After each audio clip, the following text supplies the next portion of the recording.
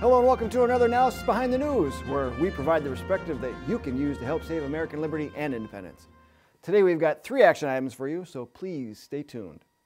With all the latest calls for gun control, you need to stay aware of any traction that legislation may receive in Congress as well as in your home state. For instance, the New American reports that Village Board of Trustees in Deerfield, Illinois, voted last week, unanimously, by the way, to ban specific certain semi-automatic firearms. Basically anything that looks scary to them, assault weapons.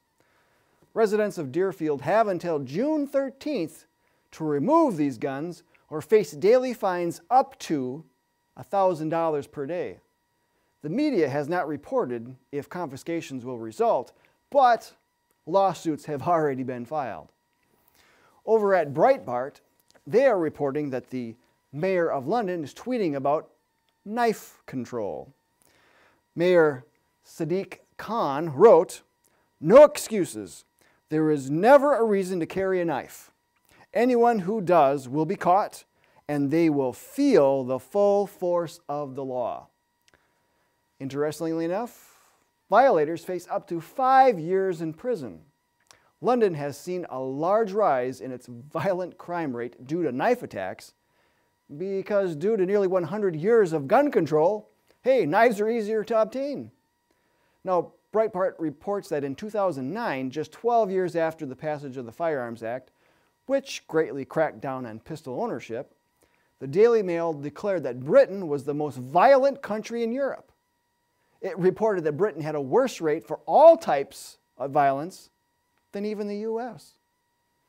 In October of last year, Breitbart News reported that rapes in London were 3 times higher than in New York City. And last week they reported that London's homicide rate had surpassed the number of homicides in New York City year to date. Now, it's not the object, it's the person.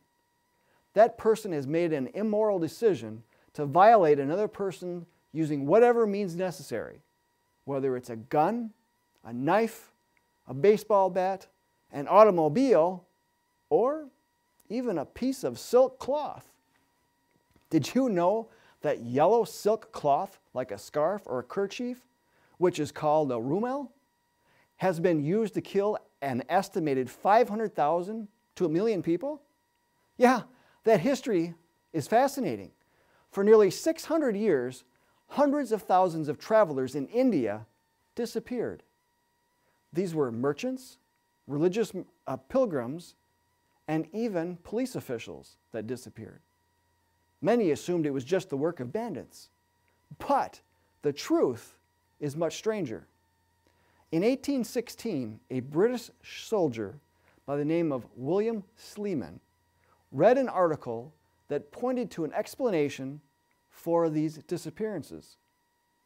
The article claimed that there was a secret society of assassins who were responsible.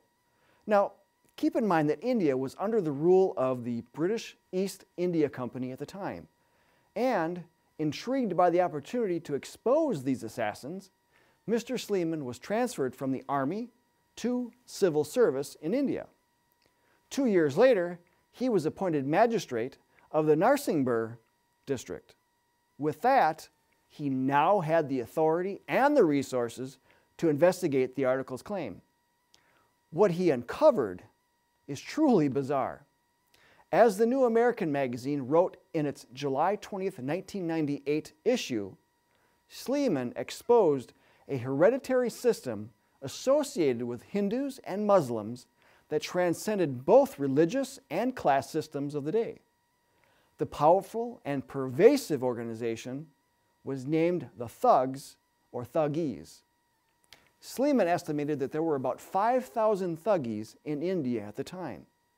Their modus operandi was to travel in groups, posing as fellow merchants, offering to other travelers the safety that traveling in numbers has in a country known for its highway bandits.